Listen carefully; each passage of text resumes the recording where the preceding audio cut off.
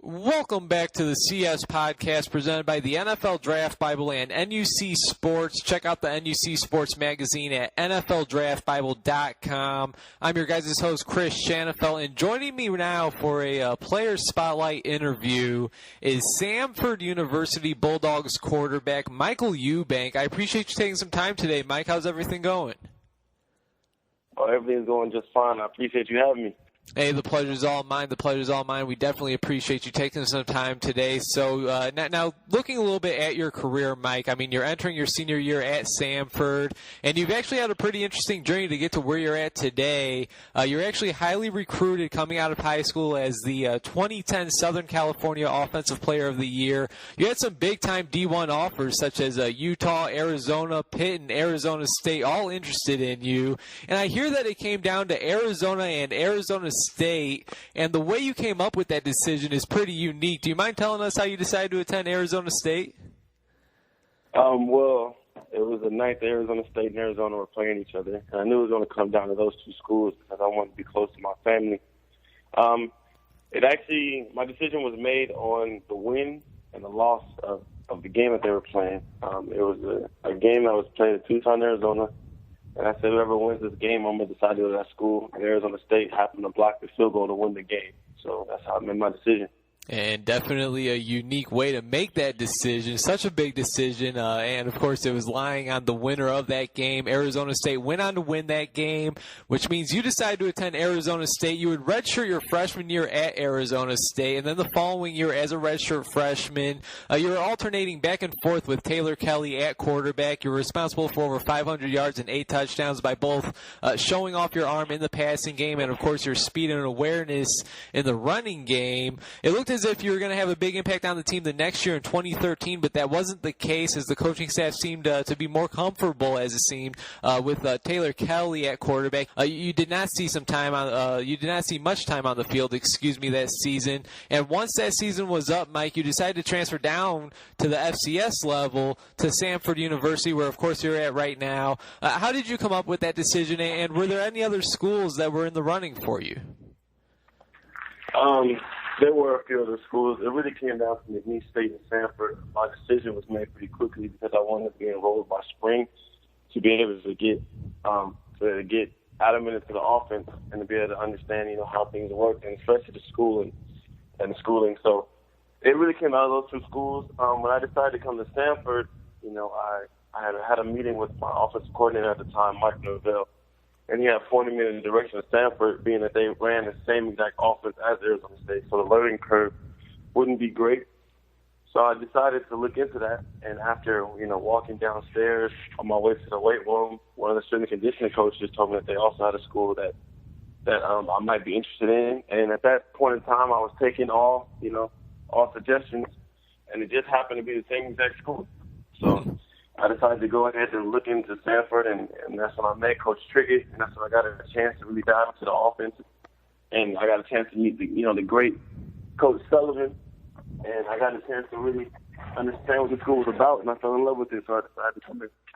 And Mike, you were the starting quarterback for the Bulldogs last year. Did you know that you would be the team's starting quarterback when you decided to transfer there, or was there a competition for the job, and at the end of the day, you were the best quarterback on the roster? There's always a competition. I don't think anything's set in stone, and I learned that very adamantly at Arizona State. I learned that nothing's set in stone just because of the situation. So I found myself in competition every day.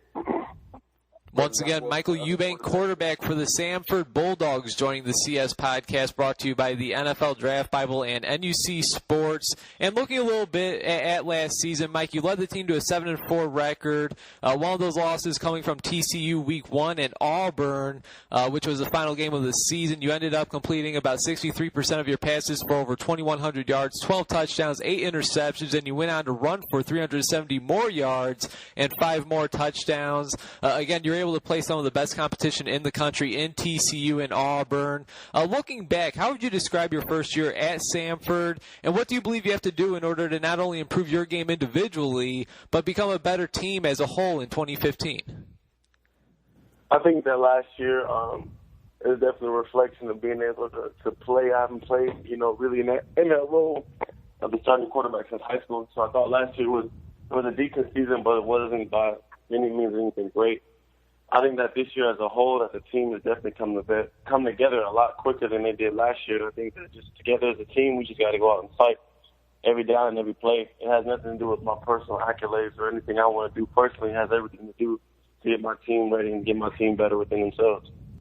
Well, you guys are losing a great defensive player and a defensive back, Jaquiski Tart, who was, of course, selected in the second round by the San Francisco 49ers in this year's NFL draft. Now, Mike, I mean, spending a few years at Arizona State, you've seen a handful of guys move on to the NFL. But can you tell us what it was like to go up against Tart every day in practice last year, and what made him become the highest drafted player in Samford history?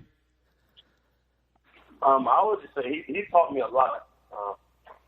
During our 7-on-7 sessions, he would teach me certain things that the safety was looking for, and he would teach me certain things that I should do as a quarterback to draw the safety off. He was always the ball hawk. He was quick. He was fast. Wherever the ball was, he was around, and he just worked hard. And, you know, I'm very grateful that I had the opportunity to even learn from a guy like that. And as you see, it paid off with him being drafted in the second round. So just being able to be around a guy like that, and him being willing to teach me his tricks of the trade so that I'd be able to become a better quarterback was just amazing to me. Absolutely. Once again, he was the highest drafted player coming out of Samford, so that right there says a lot. Second round, I believe 48th overall, 43rd overall, somewhere around there. Now, Mike, focusing on the 2015 season, Chattanooga, they've been on top of the Southern Conference for a few years now. What are the Samford Bulldogs going to have to do to not only win conference, but at least make an appearance back in the FCS playoffs? Just take it week in and week out, not worry about who the opponent is, not worry about them being too great or them not being great enough. Because every team we play, just understand that we got to make sure that we're on top of our things and make sure we just don't beat ourselves. There's no team out there has the capability of beating us. We just have the capability of beating ourselves. And, of course, looking at this schedule, what stands out to me, of course, is Week 3 and Week 4. I mean, you guys take on Chattanooga Week 3, and then you guys travel to Louisville, Kentucky to take on the Louisville Cardinals. And I know you just said it. I know you don't want to look too far ahead, and you got to take it 1 week at a time. You can't focus on exactly who you're playing and how big of an opponent they might be. But is there a specific game that you have circled on your calendar for this upcoming season? I'll have to say it's definitely that Chattanooga game. I think last year, we beat ourselves up and we allowed them to beat us up. I'm definitely looking forward to that. And, of course, I'm looking forward to the Louisville game because it's always fun to play on that stage again, playing in front of that many people, even though that's not at your home stadium. It's always fun to play under those lights. And I love that we play against TCU and Auburn, so I'm definitely looking forward to those two games. But in all, I'm looking forward to the whole 2015 schedule because I have something to prove. Absolutely. Do you have any personal or team expectations for what would be your final college football season? Of course, I got expectations of taking my team to championship, expectations of taking my team to the playoffs and exuberating greatness and just dominating the day, dominating each day that we have and just going out with a vicious attack and just being a bunch of junkyard dogs and enjoying what we do and loving it. Yeah, I love it, man. Junkyard dogs. You got to love that. Now, final question for you, Mike. From what I understand, you do plan on pursuing a professional football career once this season is up. Definitely a prospect I'm keeping an eye on. But for those who may not be familiar with Michael Eubank, if you had to compare yourself to a current or former NFL player, who do you think that would be and why?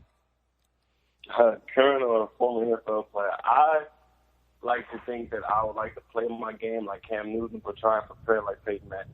So that's definitely something I like to compare myself to. I think that just the tenacity of Cam Newton and just the viciousness of him and the dominance that he portrays on the football field to let everybody know that he's the one that's running his team. I admire that greatly, and I admire the mind of Peyton Manning, the fact that he prepares greatly for his game each week.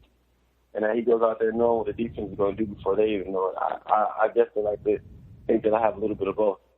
Well, I mean, you got Cam Newton, one of the top up-and-coming quarterbacks, one of the top younger quarterbacks in the league, and then, of course, Peyton Manning. I mean, nothing much to be said right there, a future Hall of Famer for sure. And like I said, Mike, that was my final question for you. I appreciate you taking some time today. Like I said, I'll be keeping my eye out on you and, of course, the Samford Bulldogs as a team this season. You have any final words for us? I appreciate you having me, and it's all thanks to God that I'm here, and I'm grateful for Him to give me this opportunity, and I appreciate you guys for keeping an eye on me. Hey, sounds good. Well said, Mike. Thank you very much, and best of luck this upcoming season, man. All right, thank you. I appreciate it.